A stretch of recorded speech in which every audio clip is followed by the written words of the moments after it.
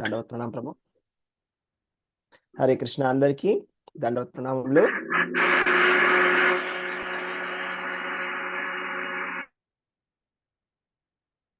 So ఇవాళ మనము భగవద్గీతలోని 5వ చాప్టర్లో ఫస్ట్ 2 శ్లోకాలు చెప్పుకోబోతున్నాము.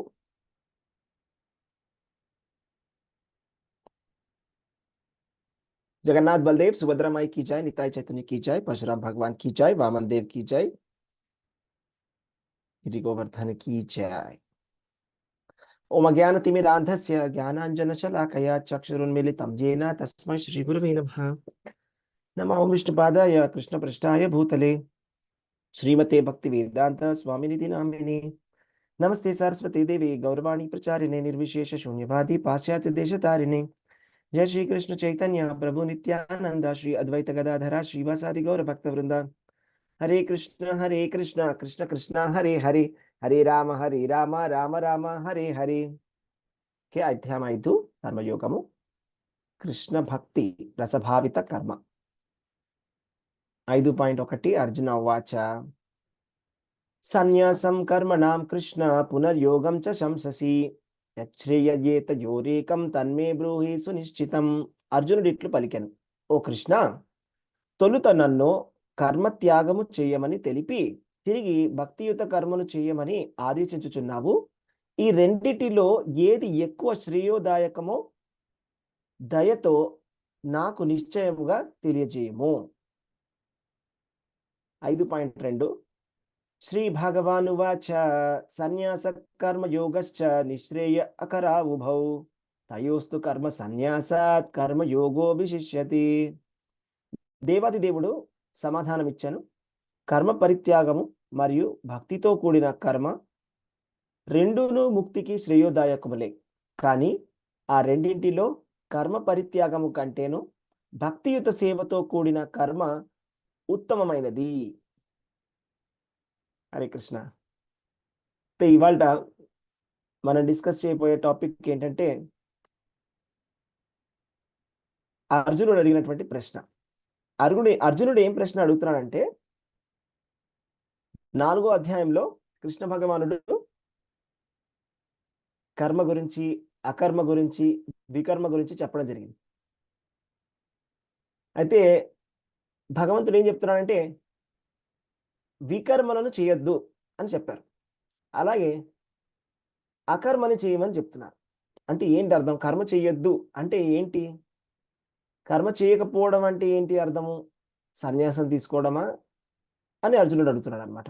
అయితే మరి సన్యాసం తీసుకోవాలా? మరి సన్యాసం అంటే కర్మలను విడిచిపెట్టేస్తే అది శ్రేయస్కరమా నాకు? లేకపోతే నేను నా కర్మను చేయడం, ఇప్పుడు నేను క్షత్రియుడి కింద ఆయన ఉన్నాడు, క్షత్రియుడు గృహస్థుడి కింద ఉన్నాడు, నేను క్షత్రియుడి కింద గృహస్థుడి కింద నా కర్మను నేను చేయడం అవసరమా? ఏది రెండింటికన్నా ముఖ్యమైనది అని అడుగుతున్నాడు. అలా ఆయన అనుకుంటున్నాడు అనమాట. ఆయన ఏమనుకుంటున్నాడంటే కృష్ణ భగవానుడు కర్మ చేయవద్దు అని చెప్పినప్పుడు ఆయన ఏమనుకుంటున్నాడంటే మేబీ అసలు కర్మే చేయకూడదేమో అని ఆయన అనుకుంటున్నాడు. సో దాన్ని ఆయన క్లారిఫై చేయడానికి ఆయన అడుగుతున్నాడు అనమాట. అంటే కర్మ చేయవద్దు అంటే కర్మనే చేయడం మానేయమంటారా, కర్మ చేయడం మానేసి సన్యాసం తీసుకోమంటారా అని అడుగుతున్నారు అనమాట. అయితే ఈ 5వ చాప్టర్లో కృష్ణ భగవానుడు ఏం చెప్తున్నాడంటే భక్తియుత సేవ చేయడం మేలు అని చెప్తున్నాడు అనమాట. శుష్కమైనటువంటి వైరాగ్యం కన్నా, అంటే శుష్కమైనటువంటి కర్మ సన్యాసం అంటే ఏంటంటే అన్ని బలవంతంగా పనులను మానేయడం. బలవంతంగా ఏ పనులు మానేయడం అంటే ఇంకా భోజనం తినడం కూడా మానేస్తారని కాదు. అంటే కోరికతో కూడి ఉన్నటువంటి కర్మలని విడిచిపెట్టడం శుష్కమైనటువంటి వైరాగ్యం. అంటే ఏవేవైతే కర్మలు కోరికతో కూడి ఉంటాయో, అంటే ఒక ఫ్యామిలీని మనం మెయింటైన్ చేయడం అనేది ఫర్ ఎగ్జాంపుల్ కోరికలతో కూడినటువంటి ఒక కర్మ. అలాంటి కర్మల్ని విడిచిపెట్టడం అనేది సన్యాసము. సో అలాంటి సన్యాసం చేయడమో అదా మీరు చెప్తున్నది అని. సన్యాసి అంటే ఆయన కాషాయ వస్త్రాలు ధరించి ఆయనకి ఎటువంటి ఇంకా ఫ్యామిలీ అనేది ఉండదు, సొంత ఫ్యామిలీ అనేది ఆయనకు ఉండదు. అలాగా ఉండాలా అని అర్జునుడికి ఇక్కడ డౌట్ వస్తుంది అన్నమాట. అయితే ఇక్కడ మనం తెలుసుకోవాల్సిన విషయం ఏంటంటే భక్తియుత సేవ చేయమని భగవంతుడు అర్జునుడికి చెప్తున్నాడు. అంటే కర్మ చేయమంటే భక్తి లేనటువంటి కర్మ చేయమని కాదు, అలాంటి కర్మని విడిచిపెట్టమని భగవంతుడు చెప్తున్నాడు. భక్తియుత సేవ చేస్తే అంటే భగవంతుడి కోసం మనం పనిచేయడం అనేది అది బుద్ధి యోగం అంట. బుద్ధి యోగము లేకపోతే కర్మయోగము లేకపోతే భక్తి అన్నా కూడా అది. భక్తి, కర్మయోగము, బుద్ధి యోగం అన్న మూడు కూడా ఒకటే. దాని అర్థం ఏంటంటే మనము మన సంతోషం కోసం మనం పనిచేయం. ఇది భగవంతుడి యొక్క ఇంద్రియాలని తృప్తిపరచడానికి మనం పనిచేస్తాం. అప్పుడే కదా అది యోగం అవుతుంది. ఇప్పుడు ఏదైనా కూడా కర్మని నా కోసం నేను చేసినట్టయితే అది కర్మ. అప్పుడు దాని ఆ కర్మ యొక్క ఫలము నేను అనుభవించాల్సి వస్తుంది. లేకపోతే ఆ కర్మని కానీ నేను చేశానని అనుకున్నా, లేకపోతే ఆ కర్మ ఫలితాన్ని నేను అనుభవించినా కూడా ఏం జరుగుతుందంటే ఆ కర్మకి సంబంధించినటువంటి పాపాన్ని కానీ పుణ్యాన్ని కానీ నేను అనుభవించాల్సి ఉంటుంది. అండ్ మనం పుణ్యాన్ని పాపాన్ని అనుభవించేంత వరకు మనకి శరీరాలనే ఉంటాయి, మళ్ళా జన్మలను తీసుకోవాల్సి ఉంటుంది అన్నమాట. కాబట్టి ఇక్కడ మనం అర్థం చేసుకోవాల్సిన విషయం ఏంటంటే కర్మ సన్యాసము కన్నా కర్మయోగము విశేషమైనది అని కృష్ణ భగవానుడు ఇక్కడ చెప్పి ఉన్నారు. ఏం చెప్పారండి ఇక్కడ? సన్యాస కర్మయోగశ్చ నిశ్రేయకరా ఉభౌ నిశ్రేయస్కరా ఉభౌ అంటే రెండు కూడా శ్రేయస్కరమైనవే, రెండు కూడా ముక్తికి శ్రేయదాయకములే. కర్మ పరిత్యాగం కానీ భక్తితో కూడిన కర్మ కానీ రెండిట్లో మీరు కంపేర్ చేయాలి అంటే తయోస్తు కర్మ సన్యాసాత్ కర్మయోగో విశిష్యతే. కానీ ఆ రెండిట్లో విశేషమైనది ఏది అని అడిగితే గనక కర్మయోగమే, లేకపోతే బుద్ధి యోగమే, లేకపోతే భక్తియుత సేవనే అని కృష్ణ భగవానుడు చెప్తున్నాడు అనమాట. అది ఇక్కడ అర్జునుడు ఆయన క్లారిఫై చేసుకుంటున్నాడు. అసలు మీరు చెప్పడానికి ఏం ప్రయత్నం చేస్తున్నారు? ఎందుకంటే మనం జనరల్గా ఆధ్యాత్మిక కర్మలు అంటే మనం అన్న వెంటనే మనం ఏమనుకుంటామంటే శుష్కమైన వైరాగ్యం గురించి ఆలోచిస్తాం. శుష్కమైన వైరాగ్యం అంటే ఏంటంటే బలవంతంగా మనం మన పనులని మానేయడం. పనులు మానేయడం అంటే నేను చెప్పినట్టుగా కామ్య కర్మలని మానేయడం అంటే, లేకపోతే కోరికతో కూడినటువంటి సంసారానికి సంబంధించిన పనులని మానివేయడం. అలాగా అని ఎవరికైనా కూడా కామన్ మ్యాన్కి, సామాన్య మానవుడికి అలాగే అనిపిస్తుంది. సన్యాసం అంటే ఇదే ఇంకా అంటే అన్ని పనులను మానేయడం. అన్ని పనులు అంటే మెయిన్గా పెళ్లి చేసుకోకుండా ఉండడం అని.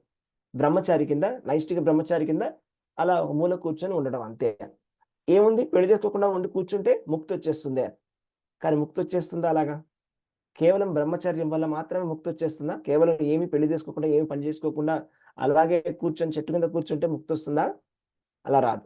కానీ చాలా మంది సామాన్యులు ఏమనుకుంటారంటే అలాగే వచ్చేస్తుందేమో అని అనుకుంటారు, కానీ అలా కాదు అని కూడా చెప్తున్నాడు భగవంతుడు. ఓకే, కేవలం మనము శుష్కమైనటువంటి వైరాగ్యం వల్ల ఏమి ప్రయోజనం లేదు. మనం ఏం చేయాలి? భక్తియుత సేవను చేయాలి. అయితే దాని గురించి ఇక్కడ మనకి స్వామి చక్కగా వివరిస్తున్నారన్నమాట. అసలు సపోజ్ ఎవరినైనా కూడా మీరు ఈ పని చేయొద్దు అని చెప్పామనుకోండి, దాని అర్థం ఏంటో మనం అర్థం చేసుకోవడానికి ప్రయత్నం చేద్దాం. ఇప్పుడు కృష్ణుడు ఏమంటున్నాడంటే కిందటి అధ్యాయంలో పని చేయవద్దు అని చెప్పాడు, కర్మలు చేయవద్దు అని చెప్పాడు. దాన్ని ఎలా అర్థం చేసుకోవాలి అంటే సపోజ్ ఇప్పుడు ఒక చిన్న పిల్లవాడు ఉన్నాడండి. ఆ పిల్లవాడు ఆడుకుంటూ ఉన్నాడు. ఆడుకుంటుంటే మనం ఏం చెప్తాం అంటే ఆటలు మానేసేయి అని చెప్తాం. ఆటలు మానేసే అని, ఆటలు మాను అంటే దాని అర్థం ఏంటి? ఆటలను మానేసి అలాగా సైలెంట్గా అలాగా కూర్చోమని కాదు. ఆటలు మానేసి చదువుకో అని అర్థం. అంటే పిచ్చి పనులు మానేసి మంచి పనులు చెయ్యి అని. ఇది చేయవద్దు అంటే అర్థం ఏంటండి? ఏది చేయొద్దని కాదు, అంతే కదా. ఎవరికైనా కూడా మనం చెప్పామనుకోండి అలా చేయొద్దు అని అనుకోండి. సపోజ్ ఆఫీస్లో మనం తప్పుగా చేస్తున్నాం అనుకోండి, ఏదైనా పనిని మనకి ఏదైనా ఒక పని అప్పు చెప్పారు, మనం తప్పు చేసేస్తున్నాం. ఒక ప్యాకింగ్ పని అప్పు చెప్పారు, మనం రాంగ్ ప్రాసెస్లో చేస్తున్నాం అనుకోండి. అప్పుడు అక్కడ సూపర్వైజర్ వచ్చి చెప్తాడు అలా చేయొద్దు, అలా చేయొద్దు నువ్వు ఆపే అంటే ఇంకా ఆపేసేయమని కాదు. అంటే ఇంకేం చేయకుండా ఊరికే కూర్చొని ఖాళీగా జీతం తీసుకొని వెళ్ళమని కాదు, ఇంకేం చేయక్కర్లేదు అని. దాని అర్థం ఏంటంటే తప్పు చేస్తున్నావు, తప్పును ఆపు, కరెక్ట్గా ఎలా చేయాలో చెప్తాను అలా చేయాలి, అంతే కదండి. అలాగే కూడా స్వామి పనిని ఆపండి, కర్మలని ఆపండి అని అన్నట్టయితే 4th చాప్టర్లో దాని అర్థం ఏంటంటే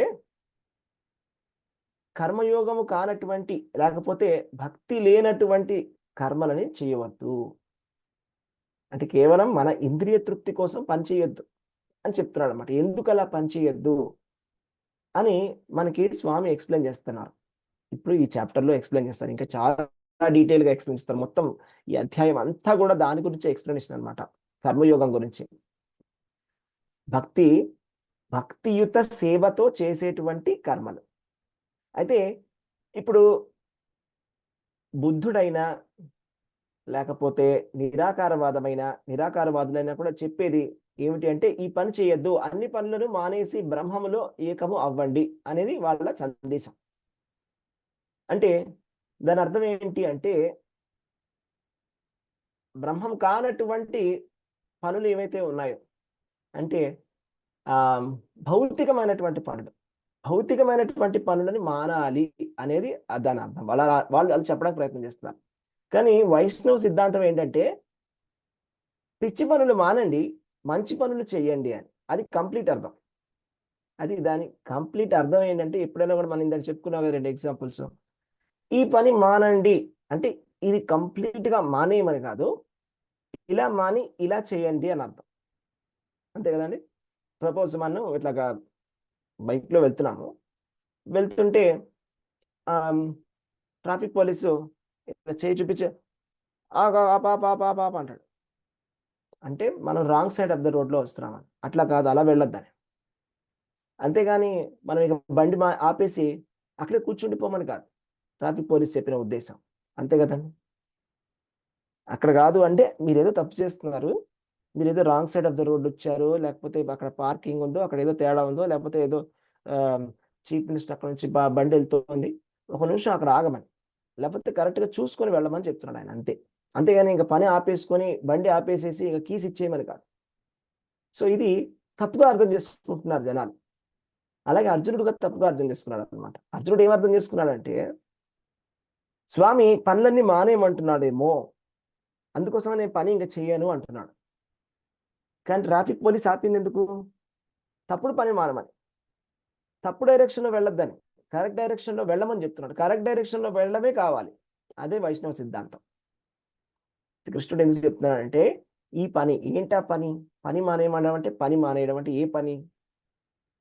అది పశువులు కూడా చేసేటువంటి పని, మనుషులు కూడా చేసేటువంటి పని ఒకటి ఉంది కామన్గా. మనుషులు పశువులు మనం చాలాసార్లు చెప్పుకుంటాం. మనుషులకి పశువులకి ఉన్నటువంటి తేడా ఏంటి అని. పశువులు కూడా 4 పనులు చేస్తాయి: ఆహార, నిద్ర, భయ, మైథునం.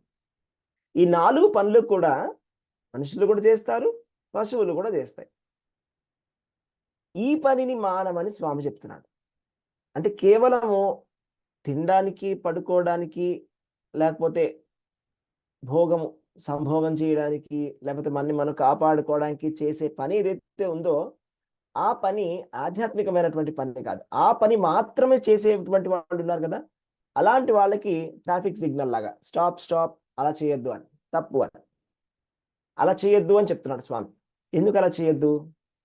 ఇప్పుడు మనం పశువులు చేసేటువంటి పనిని చేసామనుకోండి, ఆహార, నిద్ర, భయం, మైథునం, ఈ 4 పనులే చేసామనుకోండి, అది ఏం జరుగుతుందంటే మనకి కర్మలు అంటుకుంటాయి. మనకి కర్మలు అంటుకున్నప్పుడు ఏం జరుగుతుందంటే మనకి పుణ్యమో పాపమో ఏదో ఒకటి అంటుకుంటాయి. అది ఉన్నంత వరకు మనము మళ్ళా జన్మని తీసుకోవాల్సి ఉంటుంది. సో మళ్ళా జన్మని తీసుకోవద్దు అని స్వామి చెప్తున్నాడు అనమాట. మనం మళ్ళా జన్మని తీసుకోకుండా ఉండాలి అంటే మనకి కర్మల బ్యాలెన్స్ అనేది ఉండకూడదు. ఎటువంటి కొత్త కర్మలు అనేవి ఉండకూడదు. మరి ఎటువంటి కర్మలు ఉండకూడదంటే దానికి ఒక ఆప్షన్ ఏంటంటే అసలు ఏమి పని చేయకపోవడం. ఇంకొక ఆప్షన్ ఏంటంటే కరెక్ట్ పని చేయడం. ఏమీ పని చేయకుండా ఉండడం కన్నా కరెక్ట్ పని చేయడం బెటరు అని స్వామి చెప్తున్నాడు. అదే ఇక్కడ అర్థం ఏంటంటే, తయోస్తు కర్మ సన్యాసాత్ కర్మయోగో విశిష్యతే. అంటే తప్పుగా చేసేటువంటి పనిని మాని కరెక్ట్గా చేయడం నేర్చుకోండి అని మనకి స్వామి నేర్పిస్తున్నారు. తప్పుగా చేయడం అనేటువంటి పని అంటే ఇప్పుడే చెప్పాను ఏంటది, ఆహార, నిద్ర, భయ, మైథునం. అంటే ఈ 4 పనులే మన జీవితం యొక్క లక్షణం అనుకోండి. చాలా మంది ఇప్పుడు ప్రపంచంలో ఈ 4 పనులనే వాళ్ళ జీవితం యొక్క లక్ష్యం అని అనుకుంటున్నారు. అలా అనుకున్నట్టయితే ఆ జరగబోయేది నెక్స్ట్ ఏం జరగబోతోందంటే వాళ్ళకి కర్మలు సంచితం అవుతాయి. అంటే వాళ్ళు చాలా కర్మలని వాళ్ళు చేస్తారు. చేసిన తర్వాత ఈ 4 పనులు చేస్తూ చాలా కర్మలను వాళ్ళు సంపాదిస్తారు. తర్వాత ఏం జరుగుతుందంటే జన్మ అయిపోయిన సమయం అయిపోయిన తర్వాత మనం చనిపోయే సమయం వచ్చినప్పుడు వాళ్ళకి వేరే శరీరాన్ని ఇవ్వబడుతుందన్నమాట. ఓకే. వాళ్ళకి వేరే శరీరాన్ని ఇవ్వబడుతుంది. అంటే శరీరం ఖచ్చితంగా వాళ్ళు తీసుకోరు. 84 లక్షల జీవరాశులు ఉన్నాయి గదా! ఆ జీవరాశుల్లో ఒక శరీరాన్ని మనం ఖచ్చితంగా గ్రహించాల్సి ఉంటుందన్నమాట. ఇంక వేరే ఆప్షన్ అనేది ఉండదింక. ఎందుకంటే మన కర్మ ఉంది గదా! ఎందుకు అంటే మనం ఇలాంటి ఈ 4 పనులనే చేస్తూ మనం జీవితం అంతా గడిపేసాం కాబట్టి, మనకి ఖచ్చితంగా శరీరం అనేది ఇస్తారు. ఈ 4 ఈ 4 పనులు మించినటువంటి పని ఏంటి అంటే, అదే కర్మయోగం. అదే భక్తియుత సేవ. అది ఆధ్యాత్మికమైనటువంటి పని. ఇది ఆధ్యాత్మికమైనటువంటి పనన్నమాట. అంటే ఇదంతా గూడా ఏంటంటే ఒక రోల్ ప్లే.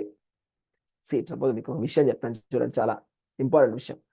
ఎవరైనా కూడా ఒక టీచరు ఒక మెసేజ్‌ని చెప్పాలనుకోండి పిల్లలకి.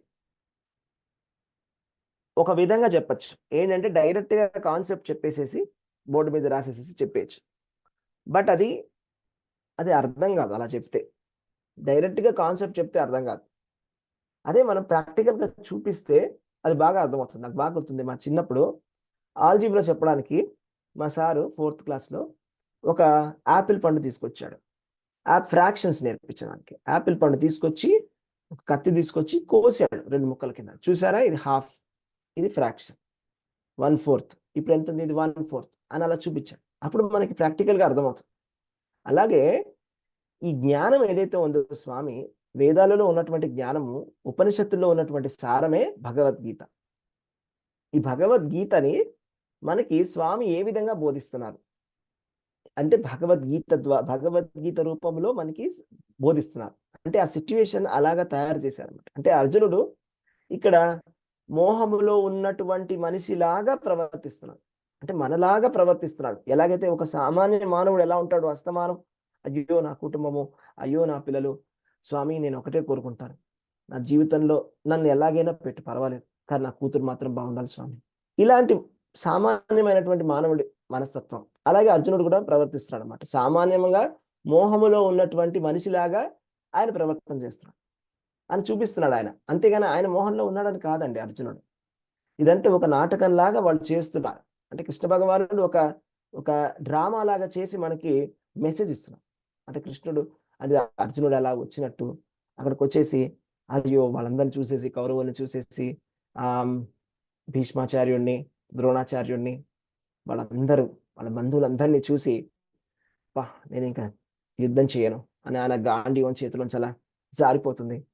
అప్పుడు ఆయన అడుగుతాడు, స్వామి నేనేం చేయాలో నా శ్రేయస్కరమైనటువంటి విషయాన్ని నాకు చెప్పండి అంటే అప్పుడు కృష్ణుడు ఎక్స్ప్లెయిన్ చేస్తున్నాడు. అంటే ఇదంతా కూడా ఏంటంటే ఒక రోల్ ప్లే, మనకి ఒక మెసేజ్ ఇస్తున్నాడు స్వామి. అంటే డైరెక్ట్గా మనం చెప్పేసాం అనుకోండి, ఫ్రాక్షన్స్ అంటే ఇది, హాఫ్ అంటే ఇది, 1/4 అంటే ఎవరికి అర్థం కాదు. అదే మనం ఒక యాపిల్తో ఎక్స్ప్లెయిన్ చేస్తే అర్థమవుతుంది. అలాగే స్వామి కూడా మనకి ఇలాగా చేసి చూపిస్తున్నారు అనమాట. ఒక ఒక ఫార్మాట్లో మనకి నేర్పిస్తున్నారు.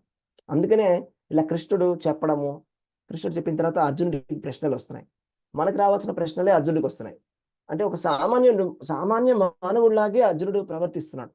మనకు కూడా అందరికి ఉన్న డౌట్ అదే. ఆధ్యాత్మిక జీవితం అంటే అందరూ ఒకటే అనుకుంటారు. ఆధ్యాత్మిక జీవితంలోకి వెళ్ళడం అంటే అన్ని పనులు మానేయాలండి. ఇంకే పని ఉండదు. నీకు ఏ పని చేయాల్సిన అవసరం లేదు అని.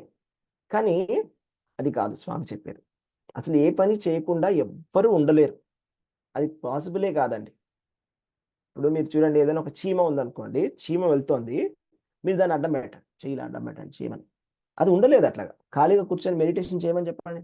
ఒక చీమని ఆగిపోయి నీ పని మానేసేసి ధ్యానం చెయ్యి, కదలద్దు ఇంకా అని చెప్పి చూడండి. ఆపగలరా మీరు? ఆపలేము కదా! ఇప్పుడు ఒక చిన్న పిల్లలు ఉన్నారనుకోండి. చిన్న పిల్లల్ని ఏ పని చేయొద్దు, సైలెంట్‌గా ఉండండి అంటే వాళ్ళు ఉండగలరా? ఉండలేరు వాళ్ళు. వాళ్ళు వాళ్ళు కాసేపు ఒక 2 నిమిషాలు అలా కూర్చుంటారు. తర్వాత ఏం చేయాలో వాళ్ళకి అర్థం కాదు. ఓకే. సో, అలాగా అలాగే జీవుడి యొక్క స్వభావం కూడా అదే అండి. జీవుడు కూడా కర్మ చేయాల్సిందే. కాకపోతే మనం 2 ఆప్షన్స్ ఉన్నాయి మనకి. ఒకటి ఏంటి అంటే భౌతికమైన కర్మలు. ఒకటేంటి ఆధ్యాత్మికమైన కర్మం. కర్మని ఎలాగో చేయాల్సిందే. ఏమీ చేయకుండా మనం ఫోర్స్‌గా కూర్చున్నాం అనుకోండి, అసలు నేను ఏమి చేయకుండా కూర్చుంటాను. మౌనంగా కూర్చుంటాను. మౌనం. ఈరోజు నా వ్రతం ఏంటంటే మౌనం. నేనేం మాట్లాడను అని అలా కూర్చుంటాను. కానీ మనసులో మాత్రం వందలాది థాట్స్ అలాగా మెదిలిపోతూ ఉంటాయి. అలాంటి శుష్కమైనటువంటి వైరాగ్యము ఎందుకు పనికిరాదండి. అది వేస్ట్ అన్నమాట. దానివల్ల ఉట్టిగానే సమయం వృధా అయిపోతుంది తప్పితే ఏమీ ప్రయోజనం లేదు దానివల్ల. మనకసలు ఆధ్యాత్మికంగా మనలో అసలు ఇంత కూడా పురోగతి ఉండదు. మనం శుష్కమైనటువంటి వైరాగ్యం మనం ప్రదర్శించడానికి ప్రయత్నం చేస్తే. అంటే నేను ఏ పని చేయకుండా ఖాళీగా అలాగే కూర్చుంటాను. నాకు పని చేయాలని ఉంది కానీ ఏ పని నేను చేయను. అలా కూర్చుంటాను అంతే. ఇదే నా ఆధ్యాత్మికత అంటే ఇంతే అని అనుకునే వాళ్ళందరండి, వాళ్ళు ఒక రకంగా చెప్పాలంటే వాళ్ళు కొద్దిగా తెలివి తక్కువ వాళ్ళని చెప్పాలి. ఎందుకంటే వాళ్ళు కరెక్ట్‌గా చేయట్లేదు కాబట్టి. అంటే ఆధ్యాత్మికత అంటే భౌతికమైన కర్మలను మాని ఆధ్యాత్మిక కర్మలను మొదలుపెట్టాలి. మరి అది మొదలు పెట్టకుండా ఆధ్యాత్మిక కర్మను మొదలు పెట్టకుండా కేవలం భౌతికమైన కర్మని మానేస్తే ఏం లాభం ఉంది? ఇప్పుడు ఎగ్జామ్‌కి ప్రిపేర్ అవ్వాలి పిల్లవాడు. కేవలం ఆడడం ఆటలు మానేస్తే సరిపోతుందా? మార్క్స్ వచ్చేస్తాయా? చాలా. గేమ్స్ ఆడడం మానేశాడు. కూర్చున్నాడు. అలా కూర్చొనుంటాడు. రోజంతా కూర్చున్నాడు. మార్క్స్ వస్తాయా? అలా కాదు కదా! చదువుకోవాలి కదా! అది పాజిటివ్ కర్మ. అది చేయాల్సినటువంటి పనిని చేయాలి. అలాగే కూడా మనమందరము ఆధ్యాత్మికమైనటువంటి భగవంతుడి యొక్క అంశలం. మనము భౌతికమైనటువంటి పనులను మాని ఆధ్యాత్మికమైనటువంటి పనులను చేయాలి. అహం బ్రహ్మాస్మి అంటే ఏంటి? నేను ఆత్మని. నేను ఒక ఆధ్యాత్మిక జీవిని. నేను భగవంతుడి యొక్క అంశని. కాబట్టి నేను భౌతిక కర్మని చెయ్యను. ఆధ్యాత్మిక కర్మను చేస్తా. ఆధ్యాత్మిక కర్మ చేయడం అంటే స్వామి సంతోషం కోసం పనిచేయడం. అదే పని. పని మారలేదండి. ఇక్కడ అర్థం చేసుకోండి. పని మారడం అంటే కర్మ సన్యాసం అంటే ఫోర్సిబుల్‌గా పనులు మానేయడం. కర్మయోగం అంటే అదే భౌతికమైన పనిని నా సంతోషం కోసం కాకుండా స్వామి యొక్క సంతోషం కోసం, స్వామి యొక్క ఇంద్రియాలని తృప్తిపరచడానికి చేసేటువంటి పని అన్నమాట. అది. అది దాని బెనిఫిట్ అన్నమాట. అయితే ఎవరికైనా కూడా ఈ 4 రకాల కష్టాలనేవి ఉంటాయి. ఏంటిది? జన్మ, మృత్యు, జర, వ్యాధి. మనం గనక శరీరం గనక తీసుకుంటే కంపల్సరీగా పుట్టుక, చావు, మళ్ళా రోగాలు, ముసలితనం అనేటువంటి 4 బాధలు కూడా ఎప్పుడూ ఉంటాయి. ఈ 4 క్లేశాలు కంపల్సరీగా ఉంటాయి. అంటే మనం భౌతిక జీవనాన్ని కంటిన్యూ చేసేంత వరకు మనకి ఈ ప్రాబ్లమ్స్ అనేవి ఎప్పుడూ ఉంటాయి.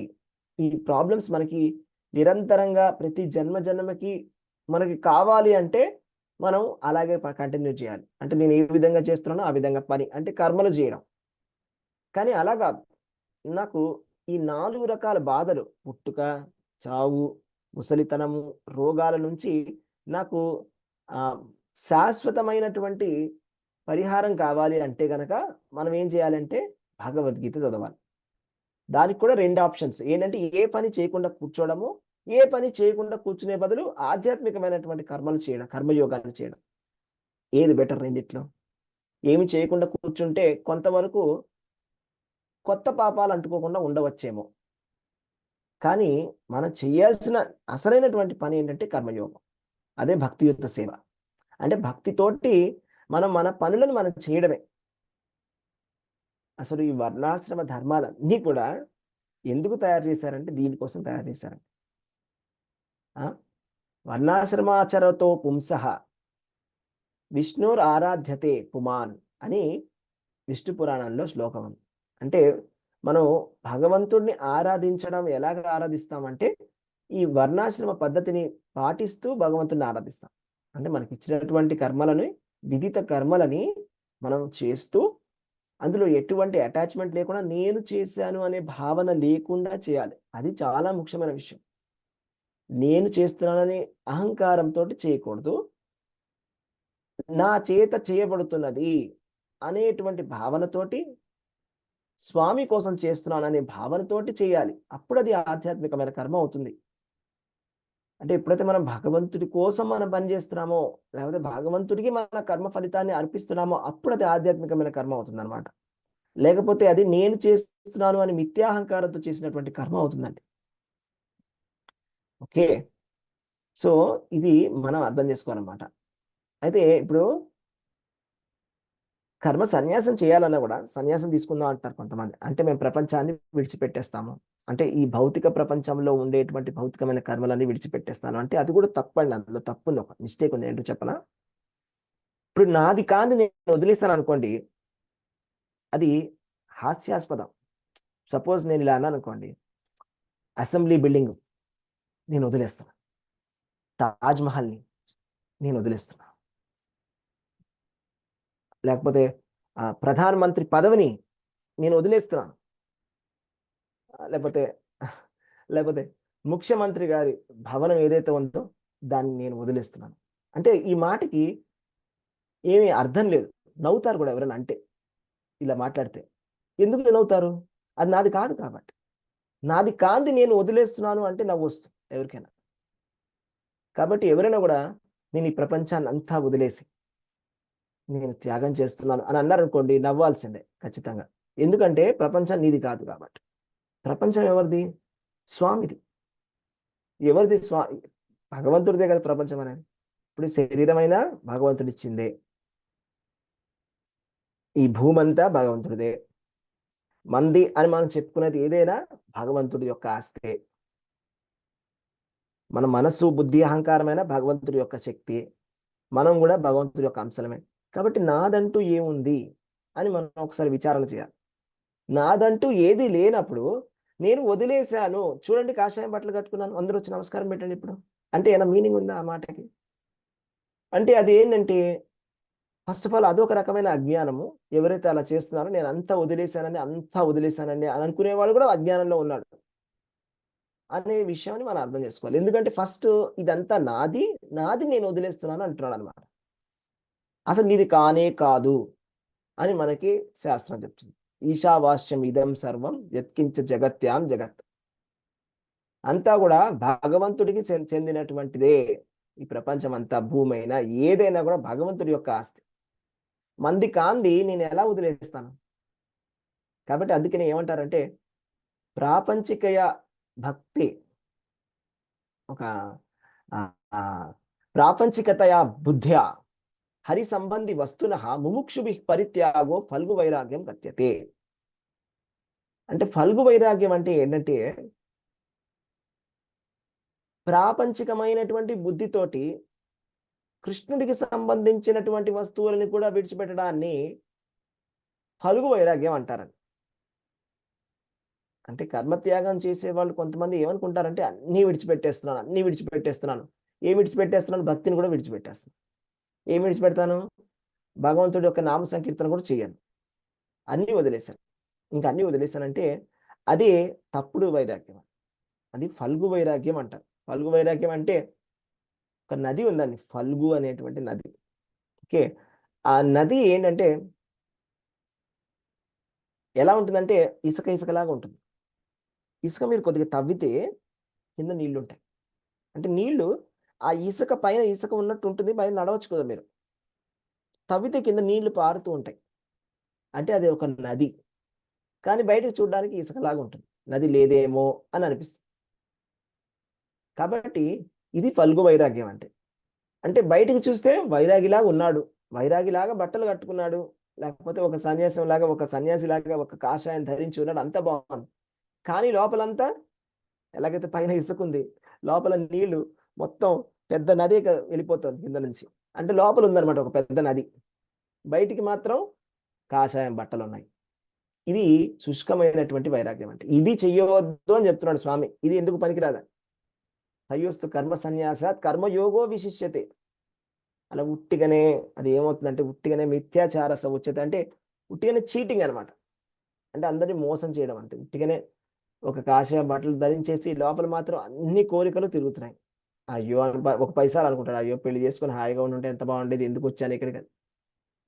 అలా అనుకునే చేసేటువంటి వైరాగ్యం ఎందుకు పనికొచ్చింది? దాని బదులు మనకి ఇచ్చినటువంటి పనిని, ఇప్పుడు మన కుటుంబ బాధ్యతలే ఉన్నాయనుకోండి, వాటిని నేను స్వామి కోసం చేస్తున్నాను అని చేసినట్టయితే అది ఇంకా చాలా చాలా శ్రేయస్కరం అని చెప్తున్నాడు స్వామి. తయోస్తు కర్మ సన్యాసాత్ కర్మయోగో విశిష్యతే. అంటే ఏంటి అర్థం? ఆ రెండిట్లో కూడా కర్మ పరిత్యాగము కంటే కూడా భక్తియుత సేవతో కూడినటువంటి కర్మ ఉత్తమమైనది. భక్తియుత సేవతో చేసినటువంటి కర్మ ఏదైతే ఉందో అది అసలైనటువంటి చేయదగిన కర్మ. ఎందుకంటే ఆ కర్మ చేయడం వల్ల మనకి ఎటువంటి పాపం కానీ పుణ్యం కానీ అంటుకోదు. ఓకే, ఆ విధంగా మనం పని చేయాలి. సో మనం ఏం తెలుసుకున్నాం అంటే ఈ శ్లోకంలో అర్జునుడి యొక్క కన్ఫ్యూజన్, నేను అన్ని పనులను మానేసి సన్యాసం తీసుకోవాలా, లేకపోతే ఇక్కడ నేను క్షత్రియుడి కింద నేను యుద్ధం చేయాలా, నేను అన్ని కూడా వదిలిపెట్టానా, అన్ని వదిలేసేసి ఒక సన్యాసిని అయిపోనా, లేకపోతే యుద్ధం చేయనా, ఏది చేస్తే నాకు ముక్తి కలుగుతుంది, ఏది చేస్తే నాకు ఆధ్యాత్మికంగా మంచిది అని అడుగుతున్నాడు అర్జునుడు. ఏది నాకు మంచిది, ఏది మంచిది? ఆయనకైతే ఖచ్చితంగా అనుభవించాలి ఆస్తిని అనేటువంటి కోరిక అయితే అర్జునుడికి లేదు ఖచ్చితంగా. ఎందుకంటే ఆయన ఆల్రెడీ చెప్పేశాడు. ఏం చెప్పాడంటే, స్వర్గరాజ్యాధిపత్యం ఇచ్చిన నేను ఈ యుద్ధాన్ని చెయ్యను అని చెప్పాడు. అంటే నాకు స్వర్గానికి మీరు రాజు కింద చేసిన, ఇంద్రుడిని పక్కన పెట్టి అర్జునుడిని కూర్చోబెట్టినా నాకు అవసరం లేదని చెప్పేశాడు. ఆయనకి ఇంట్రెస్ట్ లేదు. కానీ ఈ రెండిట్లో ఏది మంచిదో చెప్తే ఆ పని నేను చేస్తాను అంటున్నాను. ఈ రెండిట్లో ఏ పని చేయమంటారా? అన్ని విడిచిపెట్టేయమంటారా? విడిచిపెట్టేస్తే అది ఆధ్యాత్మిక జీవితానికి మంచిదా? అలా అయితే అంతా విడిచిపెట్టేస్తాను వెంటనే.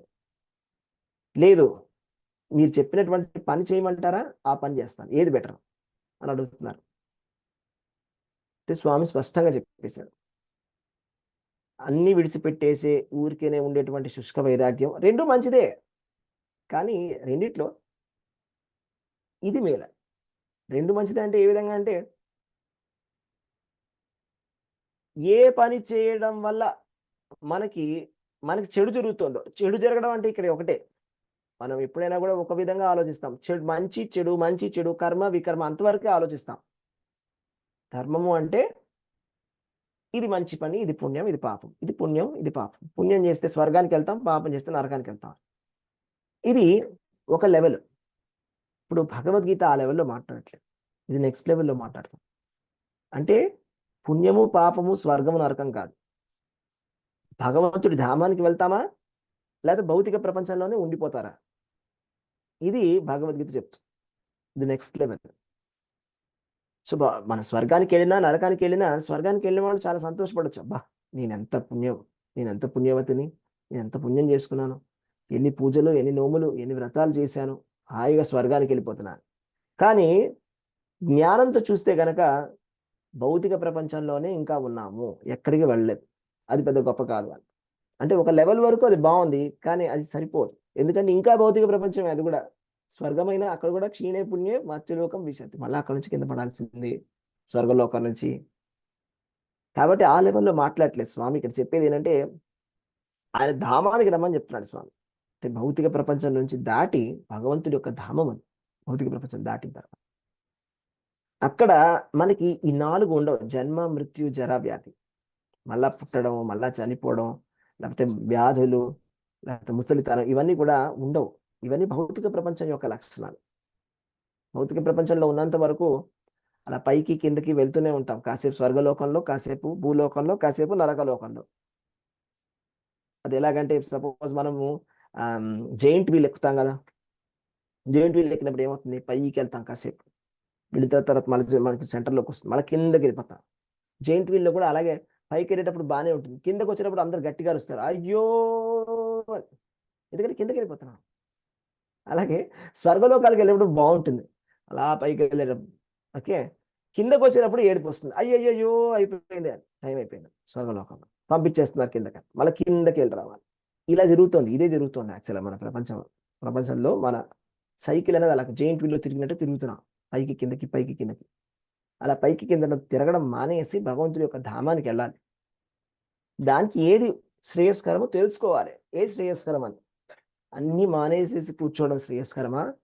అది కూడా ఏం భక్తి వద్దు, జపం వద్దు, భగవద్గీత వద్దు, భాగవతం వద్దు, కృష్ణుడి కథలు వద్దు, నామం వద్దు, ఏమొద్దు, ఏమి చేయను, మౌనంగా కూర్చుంటాను. ఇప్పుడు నేను ఒక చాలా పెద్ద ఆధ్యాత్మిక వేత్తన అయిపోయాను కదా, నేను మౌనంగా కూర్చుంటాను, అయిపోయింది, నాకు ముక్తి వచ్చేసింది అంటే అది కరెక్ట్ కాదు అని చెప్తున్నాడు స్వామి. అలా కాదు చేయాల్సింది. అలా చేసే బదులు మీరు ఏ పని చేస్తున్నారు ఆ పనిని మీకోసం చేస్తున్నారు అనుకోకుండా, స్వామి కోసం చేస్తున్నాను, స్వామి యొక్క సేవ నేను చేస్తున్నాను అనేటువంటి భావనతోటి, ఈ జ్ఞానంతో చేయాలి. ఏంటి ఆ జ్ఞానం? నేను భగవంతుని యొక్క అంశని అనేటువంటి జ్ఞానం. నేనే భగవంతుడని కాదు, నేనే భగవంతుడిని అనుకున్నంత మాత్రాన మన భగవంతుడు అయిపో.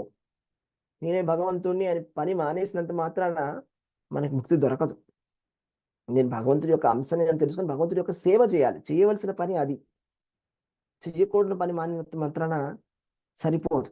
చేయవలసినటువంటి పనిని మనం జ్ఞానంతో చేయాలి.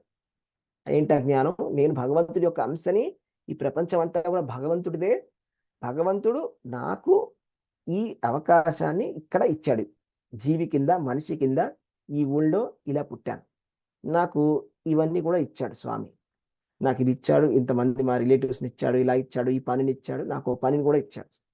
ఇప్పుడు ఈ పని నేను చక్కగా చేస్తాను, నా కోసం కాకుండా స్వామి కోసం చేస్తాను అనేటువంటి భావనతోటి చేయాలి అనేదే ఈ 2 శ్లోకాల యొక్క అర్థం అనమాట.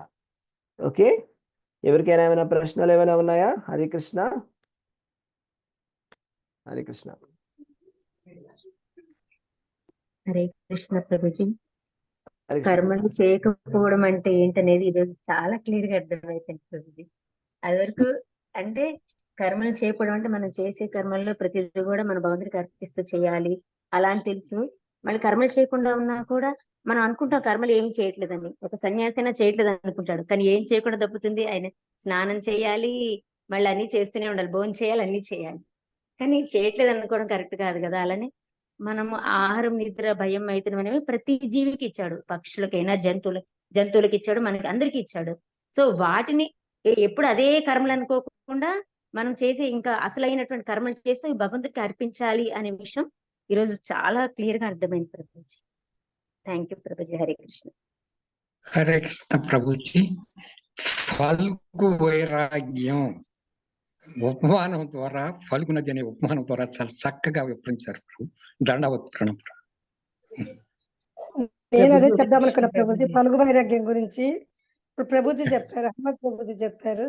థ్యాంక్ యూ ప్రభుజీ, మంచి ఎగ్జాంపుల్ ఇచ్చారు ప్రభుజీ. ప్రభుజీ అది ఒక్కసారి చెప్పరా ప్రభుజీ, వెళ్ళలేదు ప్లీజ్. హరే కృష్ణ. ఫల్గు వైరాగ్యం ఒక్కసారి చెప్పరా ప్రభుజీ. హరే కృష్ణ ప్రభుజీ. దండవత్. సారీ, హరే కృష్ణ. ఎస్ మాత. సో ఫల్గు నది అని ఒక నది ఉందండి. ఫల్గు నది అని, అది బీహార్లో వస్తుంది, ఒక నది ఉంది. అది ఆ నది మీరు అక్కడికి వెళ్ళినట్టయితే అంత ఇసుకలాగా ఉంటుంది, అక్కడ నది కనిపించదు. అదేంటి నది లేదు అనుకుంటే, మీరు ఆ ఇసుక తవ్వారనుకోండి, నీళ్లు ఉంటాయి కింద, తవ్వే కొద్దీ నీళ్ళు వస్తాయి. నీళ్లు ఇసుక కింద నుంచి వెళ్తుంటాయి, మొత్తం నదే కదులుతోంది కింద. అదే దాని స్పెషాలిటీ అనమాట. సో అలాగే అంటే అది ఆ ఉపమానం ఎందుకు ఇచ్చామంటే, ఇప్పుడు కూడా మనం భౌతికమైనటువంటి కార్యాలని ఆపేసి ఆధ్యాత్మిక పనులు చేసినటువంటి వాళ్ళ పరిస్థితి అలా ఉంటుంది అని. బయటికి ఏమి నది లేదేమో అనిపిస్తుంది, కానీ కింద పెద్ద నది పారుతోంది, ఇసుక కనిపిస్తుంది బయటికి, కానీ తవ్వితే లోపల నీళ్లు ఉంటాయి. అలాగే మనం అలా చేయకూడదు అని చెప్పుకున్నాం అనమాట. మనం భక్తియుత సేవ చేయాలి అని, అది సంపూర్ణమైనటువంటి ఆధ్యాత్మికమైనటువంటి పని. ఓకే, హరే కృష్ణ. బాగుంది ప్రభుజీ, చాలా బాగుంది. Hare Krishna Prabhuji. Hare Krishna Mataji. Okay, thank you. Hare Krishna. Hare Krishna Prabhuji. Hare Krishna. Hare Krishna Prabhuji. దండవత్ Pranam. దండవత్ Pranam. Hare Krishna Prabhuji. దండవత్ Pranam. దండవత్ Pranam Prabhuji. Hare Krishna Prabhuji. దండవత్ ప్రణామం. దండవత్ ప్రణామ్. ప్రభుజీ. ఎవరైనా